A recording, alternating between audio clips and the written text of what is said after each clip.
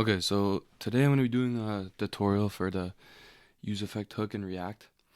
Let me guys know if you want to see other React tutorials on just some of the more basic concepts in React. I could cover the other 15 hooks or the other 14 hooks if you guys want. I could also look at things like just like general list building and pagination and other common things you would use in React, and even explaining React concepts. If you guys want, like I can go over what React renders are, state, virtual DOM, how React updates and stuff like that. Just let me know in the comments if you want that. But yeah, today we'll be going over the useEffect hook. So yeah, the useEffect hook is one of the 15 hooks in React. It's probably gonna be your second most used hook, besides useState, which is just to create state in React, which is probably going to be the most used. But yeah, every React developer should definitely know how to use the useEffect hook. It's extremely useful in many cases, from making API requests to causing unique effects to occur based on state change in the UI and things like this. So yeah, first I'll touch on what type of components useEffect hook can be used in.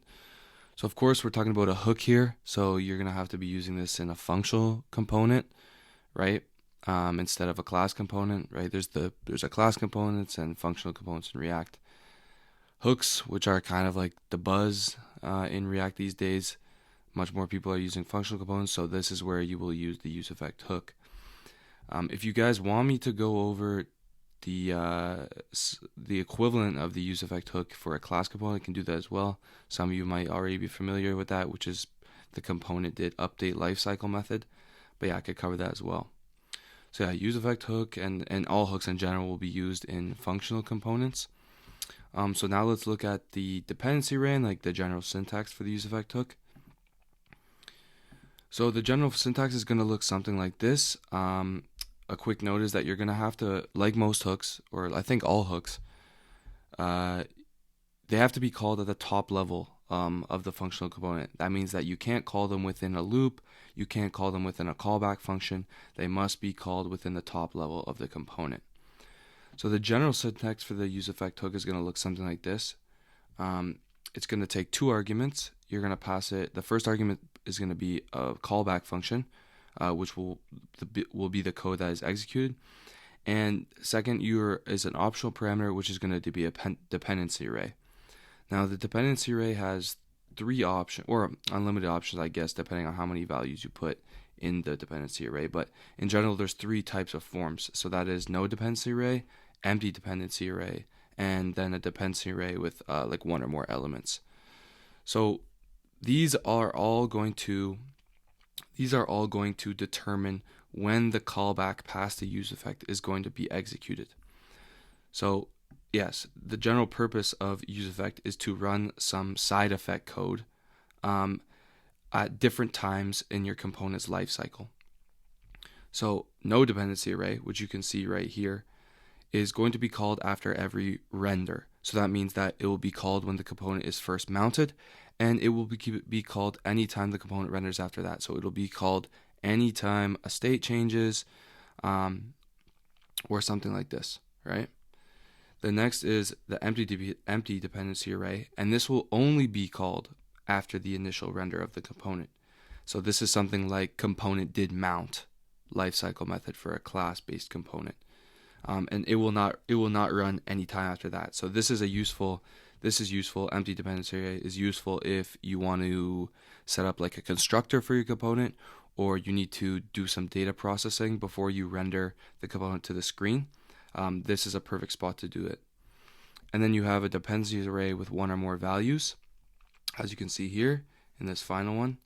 And this is basically going to run after the initial render and anytime any value in the dependency array changes.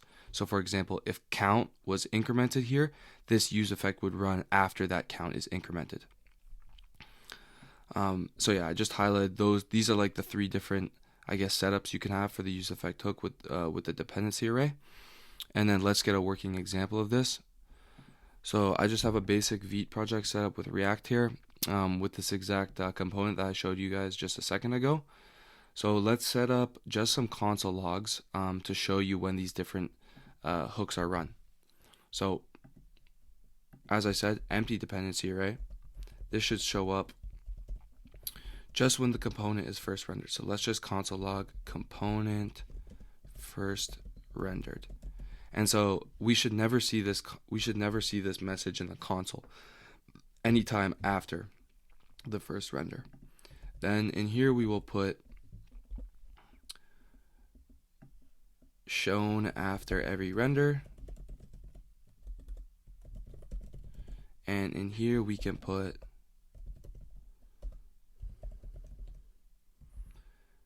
count is, and then we will print the count.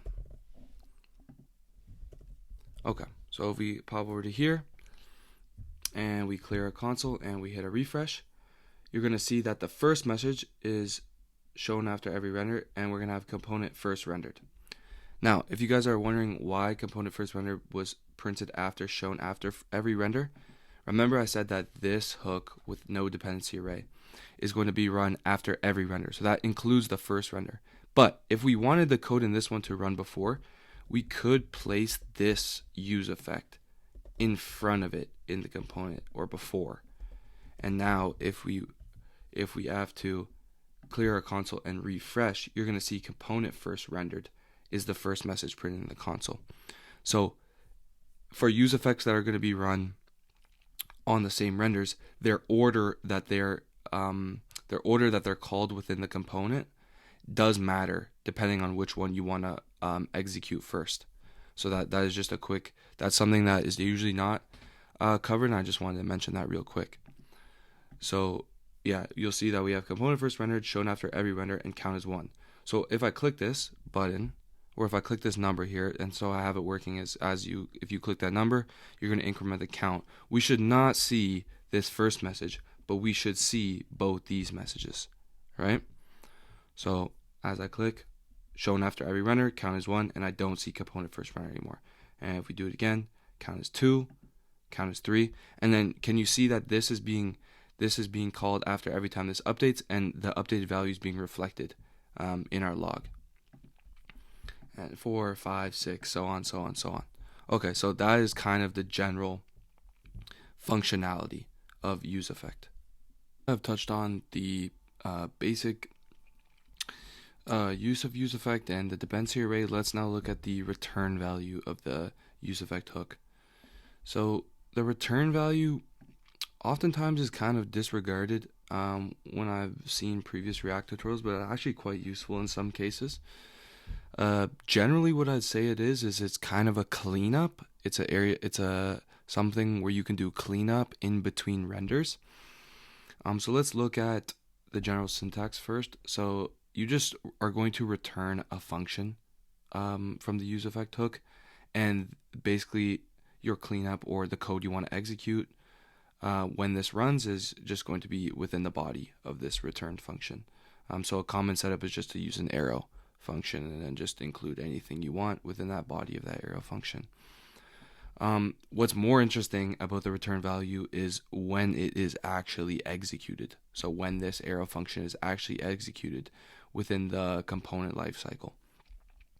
So it's best if I show you with an example, but I will give my best explanation first.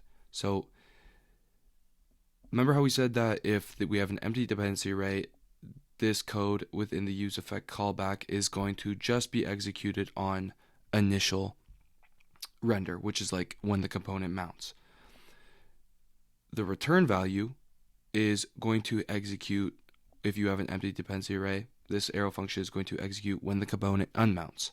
So that one always makes sense to me because it's like, okay, empty dependency array is going to deal with component mounting and component unmounting. That's all we have to worry about. So this one is usually pretty well. So this code within this arrow function, again, will run when the component unmounts, and that means when it is removed from the DOM, right?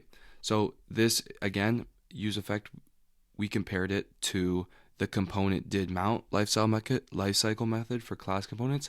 Its return value can be compared to the component did unmount lifecycle method for class components. And so any cleanup you need to do for this component, you should put it in the return value of a useEffect hook with an empty dependency array. Moving on to a useEffect hook with no dependency array, your return value is going to be run after each render and before the next render. So when I mean after each render, I mean before. You could consider it after each render or before the next render. But it's not going to run after the initial one, and because it will also run on component unmount, because this useEffect with the no dependency array will run on the first render, which is on mount. So yeah, this one's a little bit confusing, the description, but I will show you with an example in just a second. And similar for a dependency array with one or more values, it's going to run before the next render, or the next time it's going to run before the next render where the render is caused due to count being changed. So I will show you guys just with a quick example here. So here I just have some console logs set up again to show when these return values of the useEffects are actually being executed. So if we come to our React app, let's just clear the console, let's refresh. So again, mount after every render and count is 0. So this should make sense because look, okay, yep, we know that this body with the empty dependency array is going to run on mount. We know that the body of no dependency array is going to run on mount, which is after every render. And we know that dependency array with more values is also going to render on mount. And we see console, the count is 0 with this message in the console. So that's all good as we expected. Now what happens when we click and update the count? Okay, so when we click and update the count, we have more messages than we had before. So first is before next render. And this is what I was trying to explain in the segment just a minute ago when I was saying when you have that empty dependency array, the code and the return value of that useEffect hook is going to be executed before the next render. And that's exactly what we see here. So before the count is updated to 1, because we know the useEffect with the dependency array with count in it is going to run after every time it changes. But this message shows up before it. And so that's exactly what we're seeing here in the return effect of the useEffect with no dependency array. We see this message before. And if you look in the return value of the useEffect with count in the dependency array, we're console logging count before was count.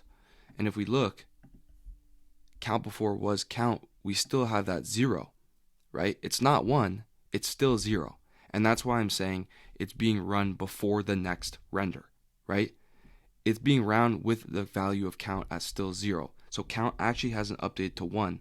So it's being called before the next render, before count was updated.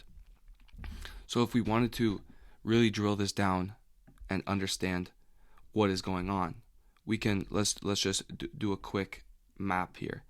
So initially we have our mount. We have our mount here, right? And we have count is 1 or count is 0, right? We see we print our count. Our count is printed, right? Our count is printed from this message right here. Count after is this, right? And so we're gonna run. This is the general run. So we're gonna run our. This is how it's gonna look. Empty dependency array. No dependency array.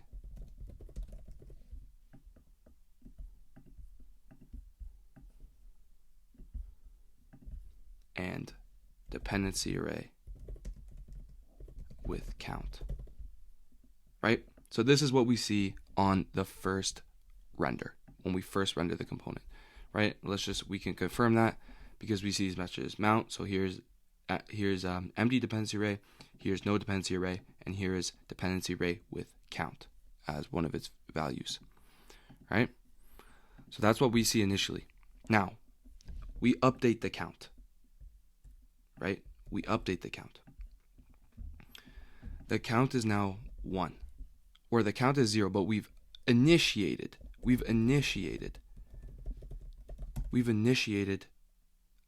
count, which is a state update.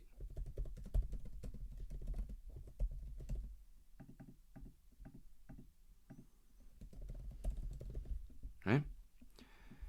And then what's going to happen is we're going to have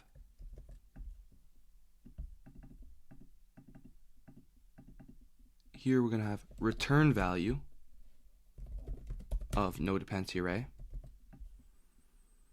and we're going to have return value of dependency array with count. Now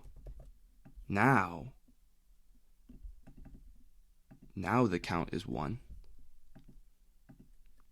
and we have no dependency array, message is called again, and the dependency array with count, message is called again. So these two right here, right? These two right here, which represent the return value, right? These two blocks right here, right? They are called before the count is actually updated, but they are only called when the next render is initiated, right? So they're called when the next render is initiated, but before the count updates, right?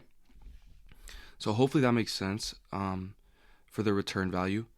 Again, most of the time, unless you're doing more advanced things, you're really just going to be using the return value of a useEffect hook with an empty dependency array to clean up when the component unmounts. I definitely frequently less use the return value of no dependency array or dependency array with values. This one I use the most. Finish up the return value of useEffect section by just giving you guys an example of the unmount kind of functionality when you have a useEffect with an empty dependency array. So I have a component here, parent component set up, and basically it's going to be conditionally rendering a child component with the name Sam or a child component with the name Jacob, depending on this switch child state variable here, and I just have a button to toggle between the two. So as I toggle between the two, one of these is going to be unmounting and the other is going to be mounting.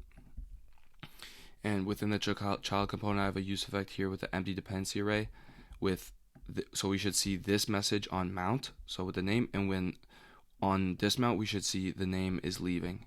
So if we just hop over to our app, we refresh. So initially we see on mount, my name is Jacob, and then we switch the child, right? Jacob is the child element containing the name Jacob is de-rendering. So we see Jacob is leaving, and that's when that return value of the useEffect is being called on the component unmount because it's no longer part of the DOM. And then we see Sam entering, my name is Sam on mount, and then it's going to be the same as we switch back. The child component containing the name Sam is now unmounted, it's now not in the DOM anymore, and so we see this. It has to unmount, and so we see this message here, and again we see the child component containing Jacob is mounted again. So that's kind of how that this is like the most common thing, which I think I mentioned before, that you are probably going to be using when it comes to return value of a useEffect hook. Having the empty dependency array here and just using this as a place to do any cleanup you need.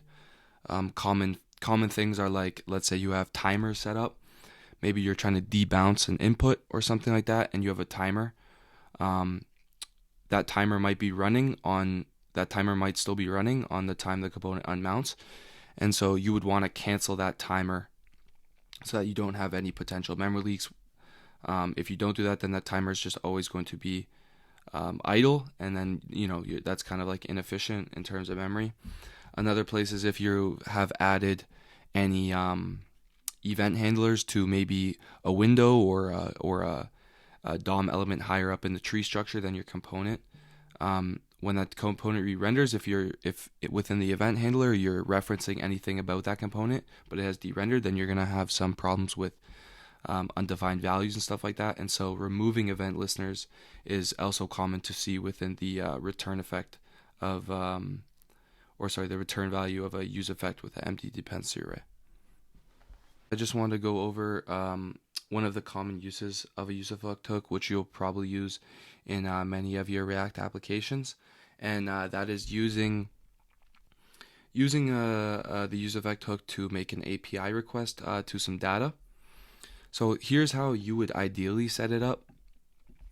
You would have, let's say we have here, I'm just having like a little state containing some users, and I have a general list here where I'm just rendering out the users in my user state variable. And so I'm just using this free API, this kind of like dummy API JSON placeholder to fetch some users. And so what this looks like in the app is here if we refresh. I'm making a network call, as you can see here in the Chrome DevTools, and fetching these users and displaying them to the screen, right? Well, you might ask, well, why do we need to use useEffect to do this? Why can't we just put this right in the function body, right? So I can show you why this is a problem.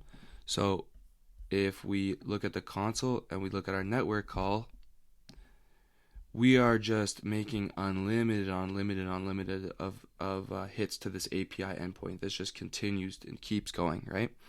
And if we think about that, it's because we have this API call here, and we're calling a state setter in when this API call evaluates. And so what that's going to do is it's going to cause the component to re-render, and then this Axios on line 7 is going to get called again, and so we're just going to end up in a cycle, right? We're going to hit the endpoint, then we're going to set the users. That's going to cause a re-render, and then this is going to get executed, and then we're going to set the users again, and then we're going to have another re-render, right? And so we just have this ever-going cycle, and if you have enough logic, eventually your React app is going to crash because of this, right?